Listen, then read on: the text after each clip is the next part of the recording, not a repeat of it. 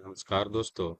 एक बार फिर से स्वागत है आपका हमारे YouTube चैनल में, जिसमें आज लेके आए हैं आपके लिए विद्युत चैप्टर का भाग 2, जो कि 10वीं कक्षा के विज्ञान पर आधारित प्रश्न है।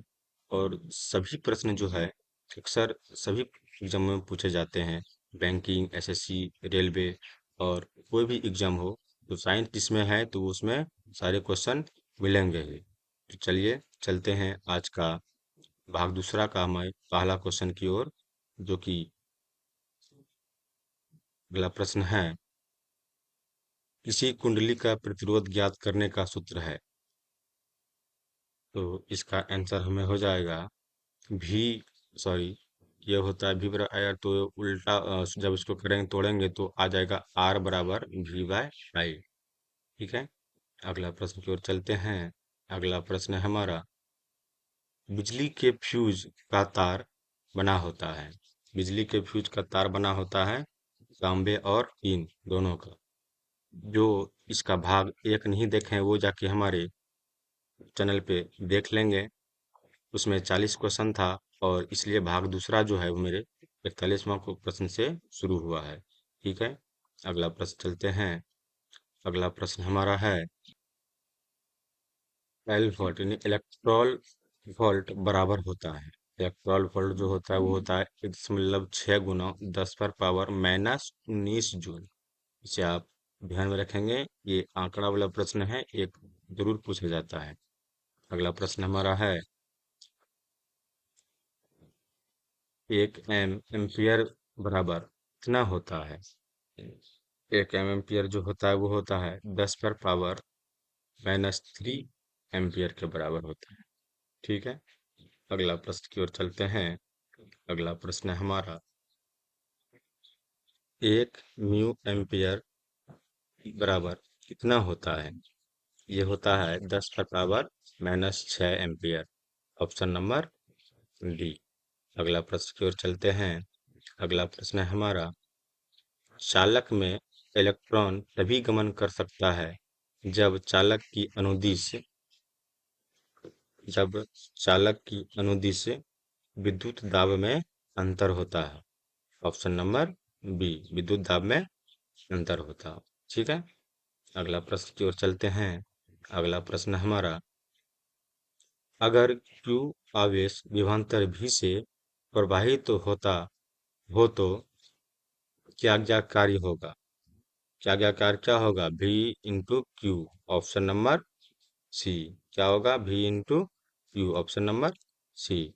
जिन प्रश्नों के आंसर आपको पहले से पता होगा, इसे आप कमेंट में अवश्य करेंगे, और जिन क्वेश्चनों का आंसर आपको पता नहीं है उसे आप नोट कर लेंगे।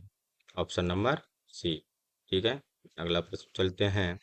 सेल बाहरी परिपथ में जिस प्लेट से धारा भेजती है उसे क्या कहते हैं। बाहरी प्लेट से जो भेजता है उसे धन ध्रुव कहते हैं। क्या कहते हैं, धन ध्रुव। Option number A. अगला प्रश्न की ओर चलते हैं। अगला प्रश्न है, किसी चालक का प्रतिरोध निर्भर करता है। कोई भी चालक है, उसका प्रतिरोध किस पर निर्भर करेगा, चालक की लंबाई पर, चालक के अनुप्रस्थ काट के क्षेत्रफल पर, चालक की प्रकृति पर। उपयुक्त में सभी पर। लंबाई, क्षेत्रफल और उसकी प्रकृति तीनों पे निर्भर करता है। ठीक है, अगला प्रश्न की ओर चलते हैं। अगला प्रश्न है हमारा, किसी स्थायी विद्युत धारा द्वारा समय में उत्पन्न ऊष्मा की मात्रा क्या है। यदि ऊष्मा H है तब क्या हो जाएगा, H बराबर VLT। Option number B. ठीक है, अगला प्रश्न की ओर चलते हैं। अगला प्रश्न हमारा है, जिन पदार्थों में विद्युत मुक्त रूप में प्रवाहित हो सकती है उन्हें कहते हैं, उन्हें क्या कहते हैं, विद्युत चालक। विद्युत प्रवाहित हो रही, विद्युत चालक हो गया। ठीक है, अगला प्रश्न की ओर चलते हैं। अगला प्रश्न हमारा है, जिन पदार्थों से विद्युत प्रवाही आसानी से नहीं हो सकता है उसे क्या कहते हैं। जिसमें आसानी से नहीं हो रहा है तो वो विद्युत रोधी है, जिसमें आसानी से हो रहा है वो विद्युत चालक है।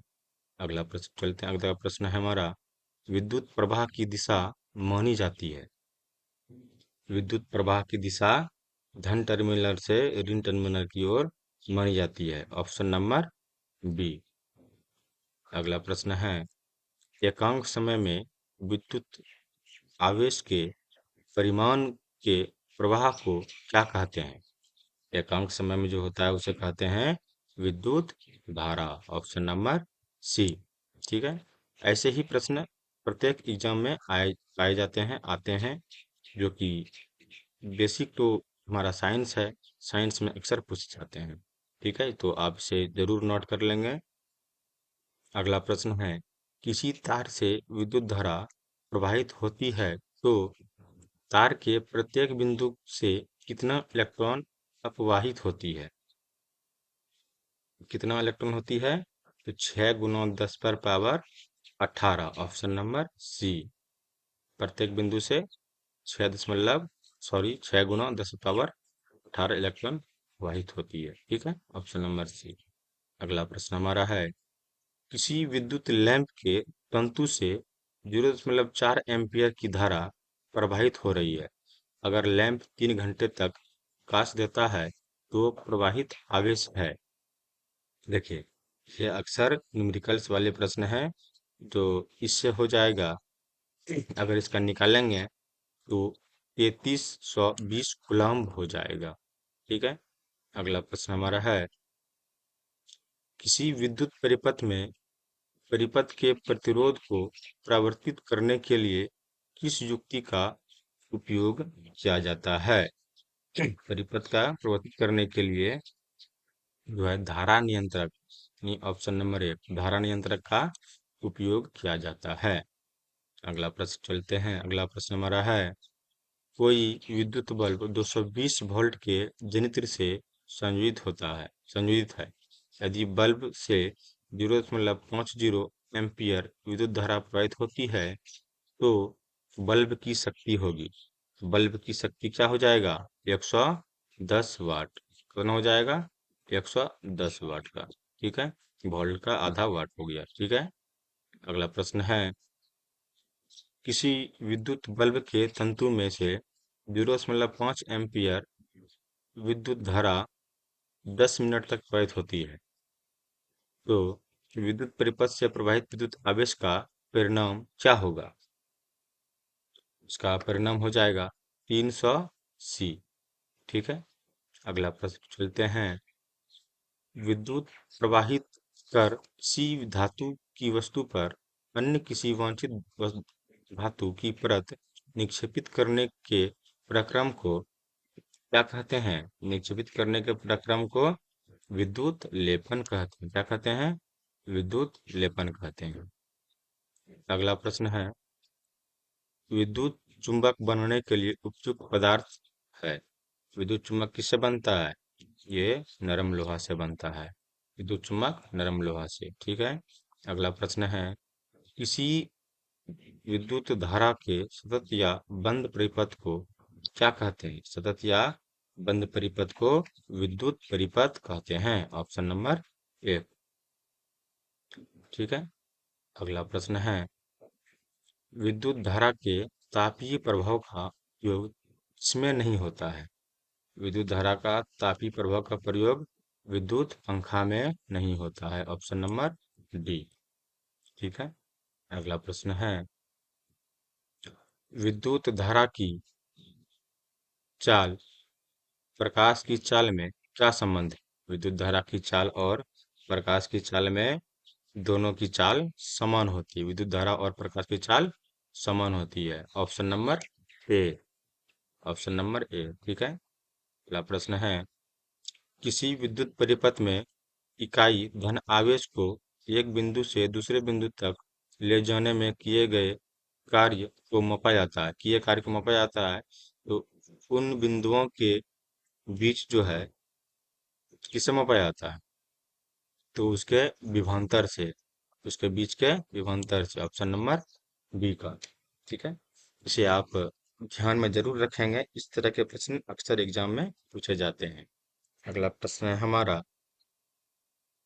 वह विद्युत धारा जो तार के प्रति मीटर लंबाई के लिए 2 गुना 10 पर पावर -7 न्यूटन बल उत्पन्न करती है, वह धारा वह धारा क्या है? वह धारा 1 ampere. Option number A, 1 ampere. ठीक है। अगला प्रश्न है, 6 वोल्ट बैटरी से गुजरने वाले हर एक कूलम्ब आवेश को कितनी ऊर्जा दी जाती है? 6 वोल्ट के कूलम्ब से गुजरेगा तो उसे 6 जूल मिलेगा। Option number B. अगला प्रश्न है, इलेक्ट्रॉन पर आवेश होता है। इलेक्ट्रॉन पर जो आवेश होता है वो होता है 6 × 10⁻⁹ कूलम्ब। हमेशा इसे नोट में रखेंगे, ये अक्सर आते हैं, अक्सर पूछे जाते हैं इलेक्ट्रॉन आवेश। ठीक है। अगला प्रश्न हमारा है, समांतर क्रम में संयोजित 10 प्रतिरोध का, जिनमें प्रत्येक का मान 10 ओम है, तो समतुल्य प्रतिरोध होता है कितना होगा? 10 प्रतिरोध का 10 ओम है तो 1 ओम हो जाएगा। ठीक है। अगला प्रश्न है ऑप्शन नंबर सी। अगला प्रश्न है, अगर बैटरी से केवल प्रतिरोधकों के एक समूह ही संजीवित है, तो स्रोत की ऊर्जा निरंतर पूर्ण रूप से किस ऊर्जा में परिवर्तित होगा? तो किस में होगा? तापीय ऊर्जा में। ऑप्शन नंबर बी, तापीय ऊर्जा में। ठीक है। अगला प्रश्न है, धातुओं तथा मिश्र धातुओं की प्रतिरोधकता बहुत कम होती है, जिनका परिसर है। देखिए, परिसर निकालते हैं तो अधिकतम घटाओ न्यूनतम मान।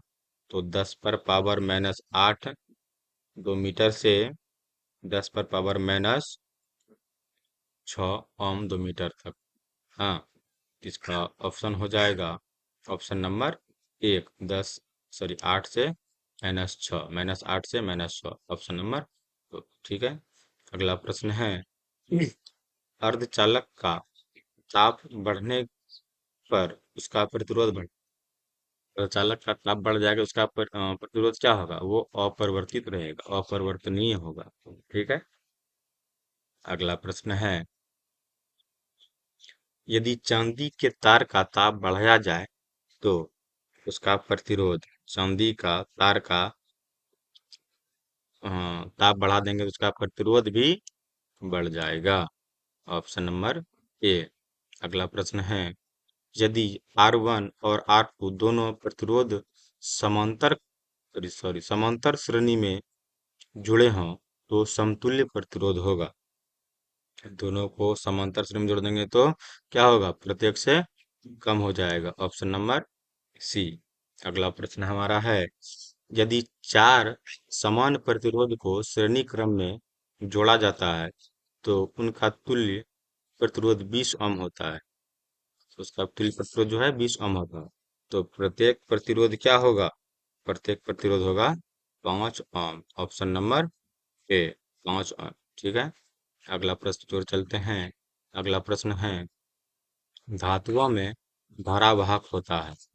धातुओं में धारावाहक मुक्त इलेक्ट्रॉन होता है। क्या होता है? मुक्त इलेक्ट्रॉन। ठीक है। अगला प्रश्न की ओर चलते हैं। अगला प्रश्न है, एक बल्ब से मिनट में 220 कूलम्ब आवेश प्रवाहित होता है।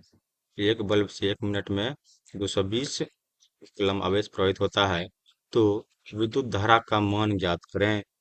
विद्युत धारा का मान कितना हो जाएगा? 2 एम्पियर। कितना हो जाएगा? 2 एम्पियर। एक बल्ब से एक बल्ब से 1 मिनट में 120 कूलम्ब आवेश प्रवाहित होता है, तो धारा का मान हो जाएगा 2 एम्पियर। इसे आप ध्यान में रखेंगे। अगला प्रश्न है, किस उपकरण में धन यानी प्लस और ऋण यानी माइनस का चिन्ह नहीं होता है? किस उपकरण में होता है? कुंडली में। कुंडली में क्यों रहेगा? कुंडली में नहीं रहता है। कुंडली जो होता है वो तांबे की तार की घेरा नुमा, जिसको हम लोग क्या बोलते हैं? क्वेल बोलते हैं, ऐसे रहती है। कुंडली बोलते हैं, लिपटा हुआ रहता है। इसमें धन और ऋण नहीं रहता है। ठीक है। अगला प्रश्न पे चलते हैं। अगला प्रश्न है, लंबाई बढ़ने से तार का प्रतिरोध किसी तार की लंबाई को खींच के बढ़ा देंगे तो उसका प्रतिरोध भी बढ़ जाएगा, मतलब तार कमजोर हो जाएगा। ठीक है। अगला प्रश्न की ओर चलते हैं। तो आज का हमारा सेशन विद्युत चैप्टर का भाग 2 जो है यहीं पे समाप्त होता है। और अगला पार्ट पाने के लिए आप हमें कमेंट में कर सकते हैं, और ये हमारे चैनल को सब्सक्राइब करें। ऐसे ही नया नया वीडियो लेके आएँ आपके लिए। और लाइक करें, कमेंट करें, दोस्तों के साथ शेयर करें, बेल का घंटी भी जरूर दबाएं। तो धन्यवाद। जय हिंद।